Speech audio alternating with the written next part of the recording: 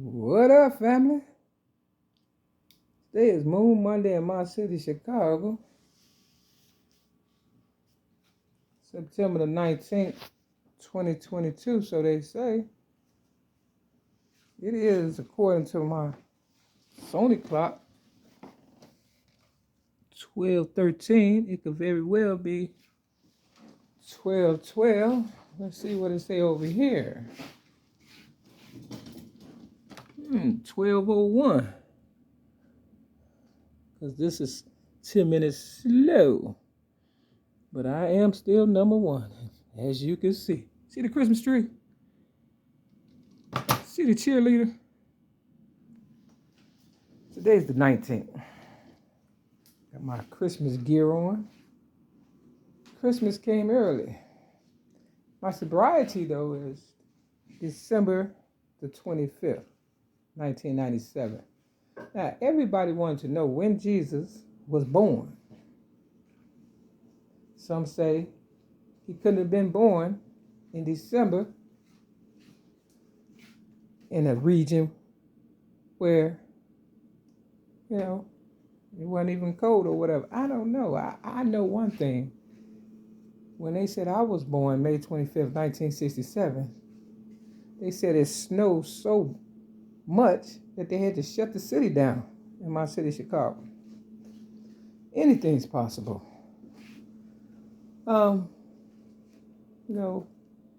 If you know me by now, I work hard for my sobriety. And I don't drink, drugs, smoke, or fornicate, but they have drugs and alcohol and everything. Everything is a problem nowadays. But I try not to calculate that with what I stand for. And that's not drinking, drugging, and smoking or fornicating. Now, with 19 years of sobriety, the Cook County Jail, nurses, COs, doctors set me up and held me down on the psych ward and pumped drugs into my system. A clean vessel. Now imagine you have 19 years of sobriety and somebody holds you down and give you some drugs that you're not familiar with. You could go into cardiac arrest. You could die.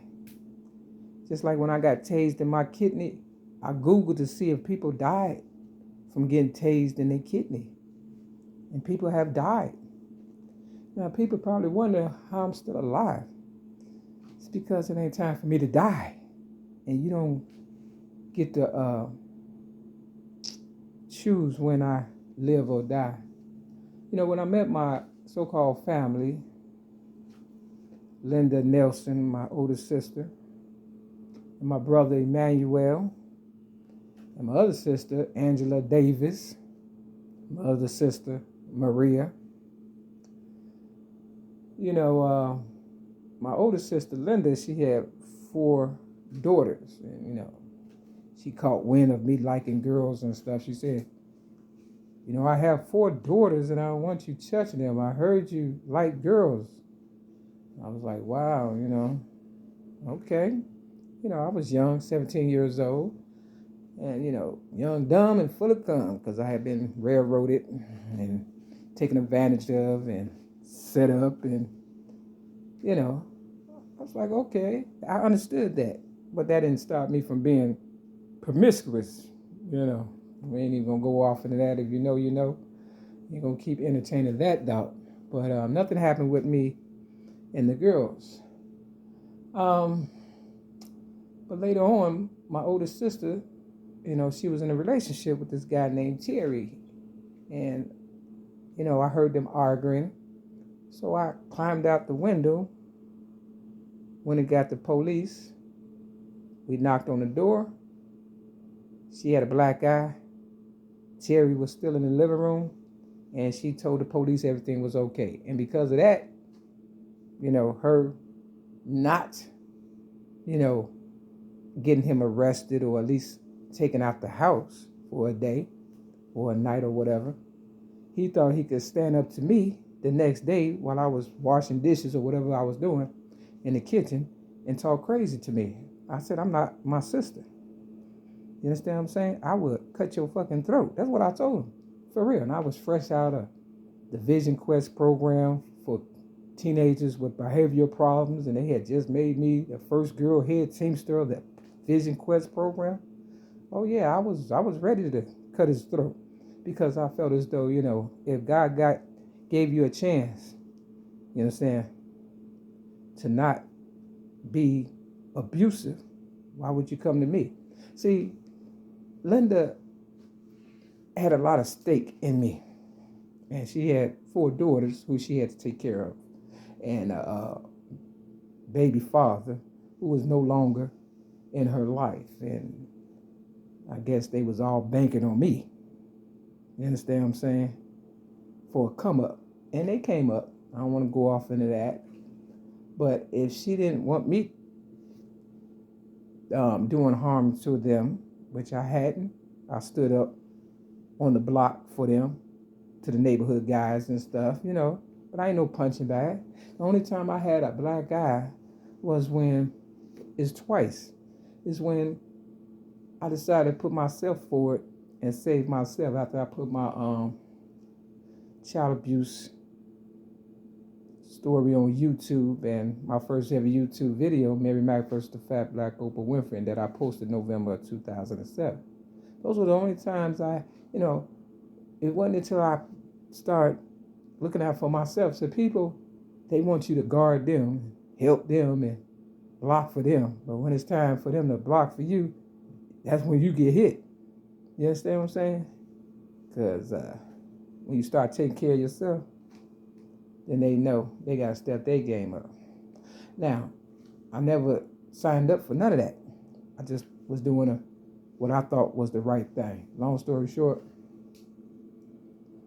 when I went to stay with my so-called family and my sister Linda and her daughters, they stayed on the phone, you understand? I was like, they either selling vagina or selling drugs or selling something. You understand what I'm saying? Stayed on the phone, always talking. I wasn't with them no more than about 6 months, and it was all kind of hell to pay within 6 months. So I went to job court.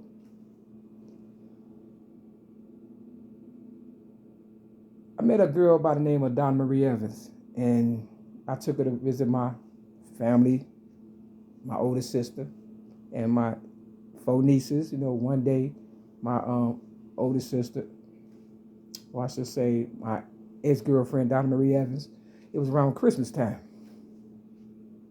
And we bought the girls all kind of gifts and stuff like that. You understand what I'm saying? Because girls, they like things, vacation, diamonds, pearls, cars, jewelry, money. They like nice stuff,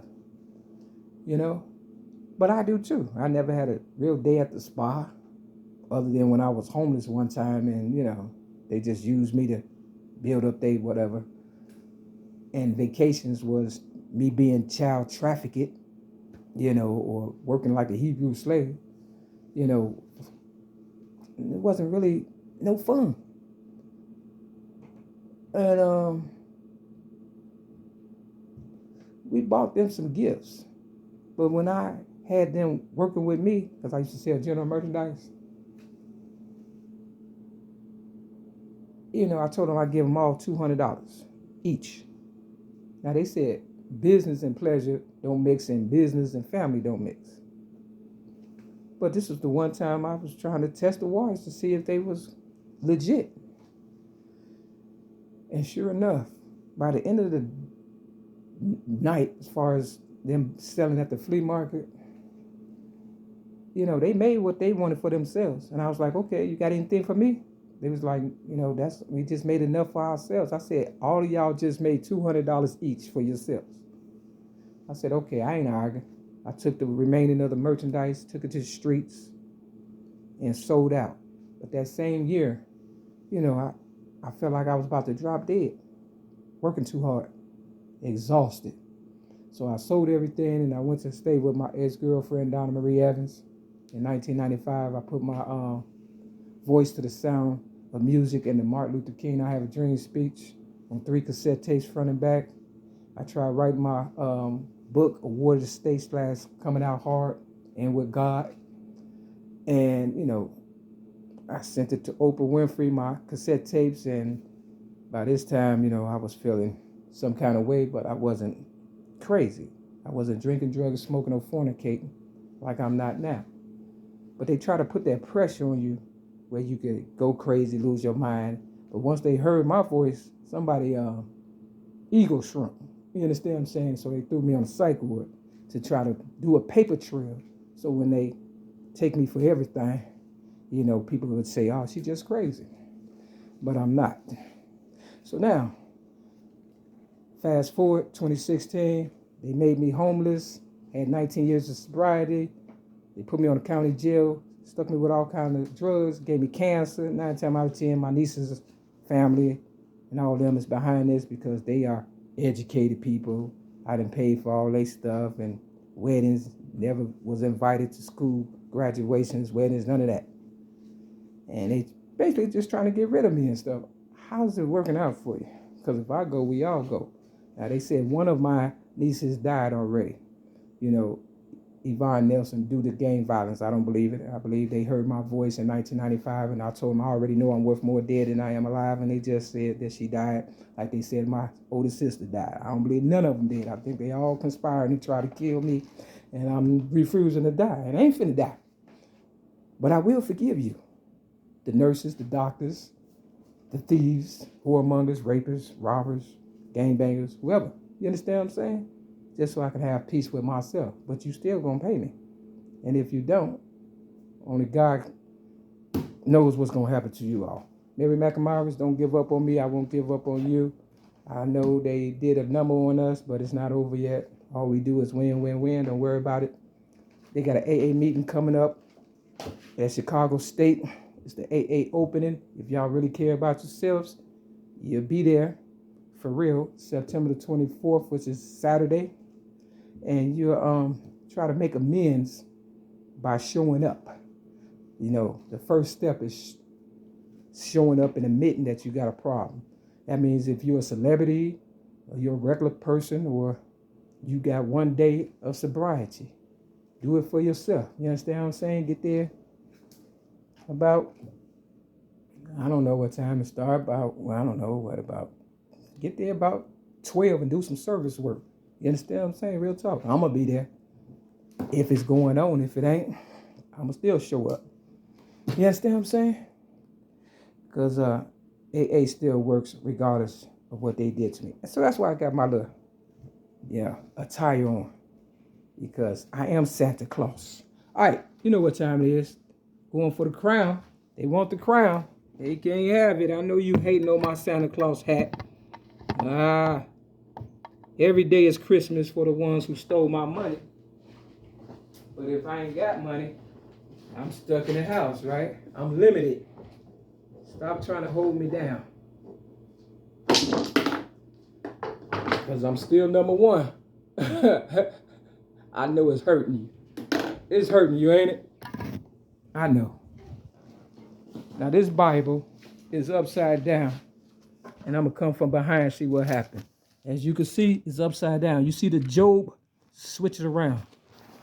Get a job. That's what you do. This verse 30 and verse 31. May 31st, 2008. They said I disarmed a police officer, something I did not do on Devon and Clark after I gave my service work and time to, the community up north in my city, Chicago, called Rogers Park. Got a lot of people sober, got their family back, whoop, wop, the bam. It's on page 513. Commendate me. That's 531. If I was gambling, you'll be dead.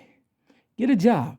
12 and 5 is 17. Over here is the page number. I gave Oprah Winfrey my child abuse rap at the age of 17, 1984. My youngest niece, Dionne Nelson, a.k.a. D, knows I'm not lying because I read it to her first.